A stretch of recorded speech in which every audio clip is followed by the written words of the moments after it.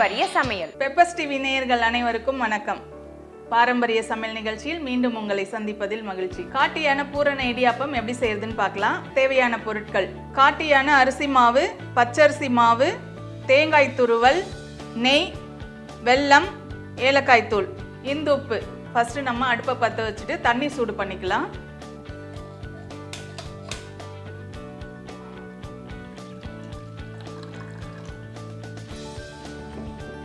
அது சூடாகட்டும். அதுக்குள்ளே இன்னொரு அடுப்பில் நம்ம வந்து வெல்லம் அந்த பூரணம் ரெடி பண்ணிக்கலாம். அடுப்பை பற்ற வச்சு ஒரு கடாய் வச்சுருக்கேன். கடாயில் வெல்லம் வந்து கல் மண் இருக்கும், நான் ஏற்கனவே கரைச்சி வச்சுருக்கேன். கொஞ்சம் தண்ணி ஊற்றி கொதிக்க வச்சு வடிகட்டி வச்சுக்கோங்க. அதை ஊற்றிக்கிறேன்.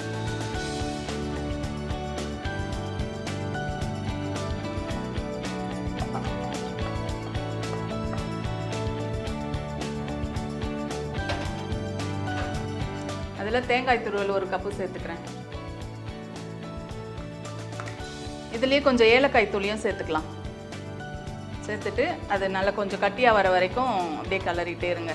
நம்ம கொழுக்கட்டைக்கெல்லாம் பூரணம் செய்வோம் இல்லைங்களா, அதே மாதிரி தான் செய்யணும்.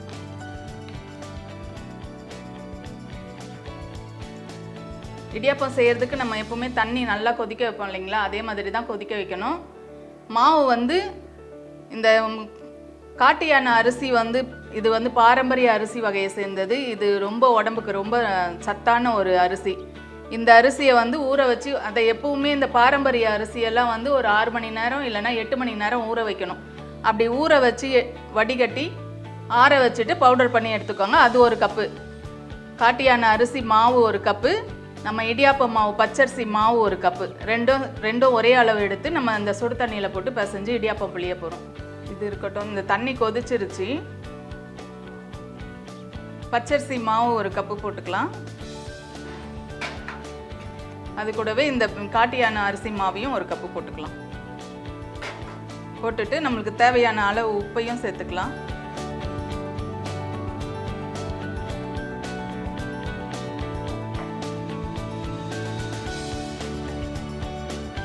இப்போ தண்ணி சூடாயிடுச்சு, இதை ஊற்றிக்கலாம். ஸ்டவ் ஆஃப் பண்ணிடுங்க. ஆஃப் பண்ணிவிட்டு கொஞ்சம் கொஞ்சமாக ஊற்றி பிசைஞ்சிக்கோங்க.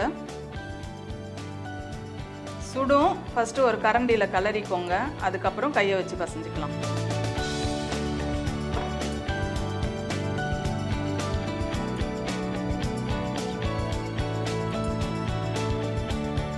இந்த மாதிரி கலர்ன பிறகு கொஞ்சம் நேரம் அப்படியே ஆற விடுங்க. நம்ம கை சூடு பொறுக்கிற வரைக்கும் கொஞ்சம் ஆறட்டும். அதுக்கப்புறம் நம்ம கையில் பிசைஞ்சு இடியாப்ப ஆச்சில் போட்டு இடியாப்பம் புளியணும்.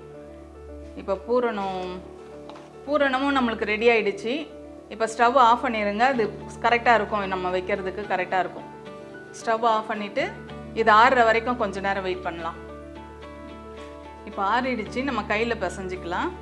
சாதாரணமாக இடியாப்பம்னா பச்சரிசியில் பண்ணுவோம்.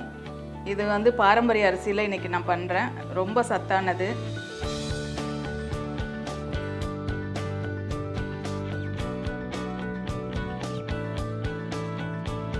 இப்போ இடியாப்ப அச்சில் நம்ம போட்டுடலாம்.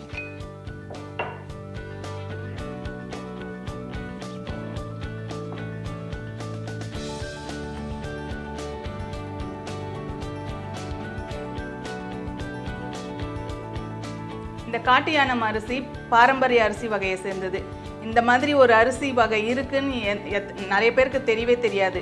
இந்த காட்டியானம் அரிசி ஏன் பேர் வந்ததுன்னா, நம்ம வயலில் வந்து இதோட கதிர்கள் வந்து 7 அடிக்கு மேலே வளருமா. அப்படி அந்த கதிர்க்குள்ளே, அந்த வயலுக்குள்ளே யானை போனால் கூட அந்த யானையே மூடிருமா. அந்த கதிர் வந்து அவ்வளோ ஹைட்டில் வளர்ந்துருக்குமா. அதனால தான் இதுக்கு வந்து காட்டியானம் அரிசின்னு பேர் வந்ததுதான். இந்த அரிசியை சாப்பிட்டுட்டு வந்தோம்னா இந்த புற்றுநோயோட செல்களை அழிக்கக்கூடிய சக்தி இந்த அரிசிக்கு இருக்குது. இந்த மாதிரி பாரம்பரிய அரிசியெல்லாம் அடிக்கடி நம்ம உணவில் சேர்த்துக்கிறது ரொம்ப நல்லது. இப்போ இடியாப்பம் புளிஞ்சிடலாம். நான் ஒரு கடாய் வச்சுருக்கேன். அதில் தண்ணி ஊற்றி இடியாப்பம் வேக வைக்கிறதுக்காக தண்ணி ஊற்றி வச்சுருக்கேன். அதை பற்ற வச்சுக்கலாம். அது சூடாகட்டும். ஒரு வாழை இலை எடுத்துக்கோங்க. அதில் நான் வந்து தோசை கல்லில் வச்சு சூடான தோசை தட்டில் சும்மா அப்படி வச்சு எடுத்திருக்கேன். ஏன்னா கிளியாமல் இருக்கிறதுக்காக அப்படி போட்டு வச்சுருக்கேன். இந்த வாழை இலையில் கொஞ்சமாக நெய் தடவிக்கோங்க. இப்போ நம்ம அச்சில் இடியாப்ப மாவு போட்டு வச்சுருக்கோங்களே, அதை புழிஞ்சிக்கலாம்.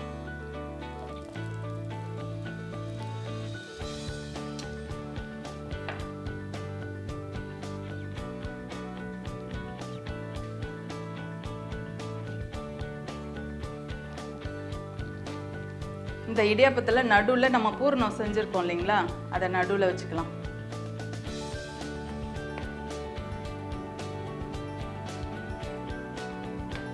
இந்த இலையை அப்படி சுருட்டும் போது அப்படி சுருட்டி இந்த இலையையும் அப்படியே சுருட்டி அது உள்ளே வச்சிடலாம். ஆவியில் அப்படியே வேக வைக்க போகிறோம். இன்னொரு இலையில் பண்ணுறேன். கொஞ்சம் நெய் தடவிக்கோங்க.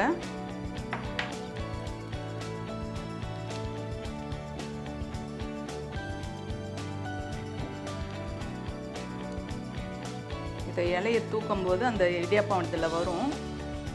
அப்படியே ரோல் பண்ணிங்கன்னா ரோல் ஆகிடும்.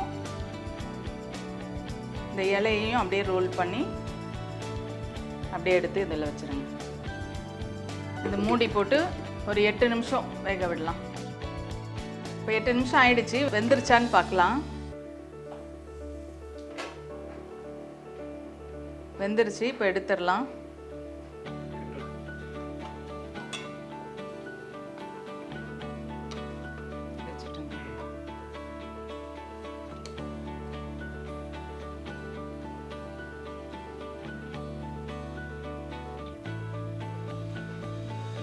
ஒரு சத்தான ரொம்ப வித்தியாசமான ஒரு இடியாப்பம் பண்ணியிருக்கோம். பூரணம் வச்சு பண்ணியிருக்கோம்.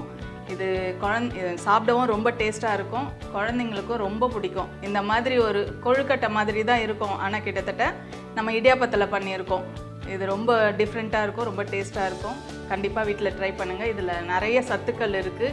நம்ம அடிக்கடி இந்த மாதிரி பாரம்பரிய அரிசி உணவில் இந்த மாதிரி நம்ம சாதாரணமாக பச்சரிசியில் பண்ணுறதை விட இந்த மாதிரி பாரம்பரிய அரிசியில் பண்ணோம்னா நமக்கு சத்தான உணவும் சாப்பிட்டா மாதிரி இருக்கும். நம்ம குழந்தைங்களுக்கு, நம்ம வருங்கால சந்ததிகளுக்கு இந்த மாதிரி பாரம்பரிய உணவு, பாரம்பரிய அரிசிலாம் இந்த மாதிரி இருக்குன்னு சொல்லி நம்ம வளர்த்தோம்னா அவங்களுக்கும் அது புரியும். அவங்களும் அதை கற்றுக்கிட்டு அதுக்கேற்ற மாதிரி அவங்க வளருவாங்க. நோய் இல்லாமல், நோய் எதிர்ப்பு சக்தி உள்ள உணவாக சேர்த்துக்கோங்க. கண்டிப்பாக வீட்டில் ட்ரை பண்ணுங்கள். கண்டிப்பாக நீங்களும் வீட்டில் ட்ரை பண்ணுங்கள். இந்த மாதிரி பாரம்பரிய உணவை தேடி கண்டுபிடிச்சி வீட்டில் செஞ்சு சாப்பிடுங்க. ஆரோக்கியமாக இருங்க. வேறு வித்தியாசமான உணவோடு உங்களை சந்திக்கிறேன். அதுவரை உங்களிடமிருந்து விடைபெறுவது உங்கள் சசி செழியன். நன்றி, வணக்கம்.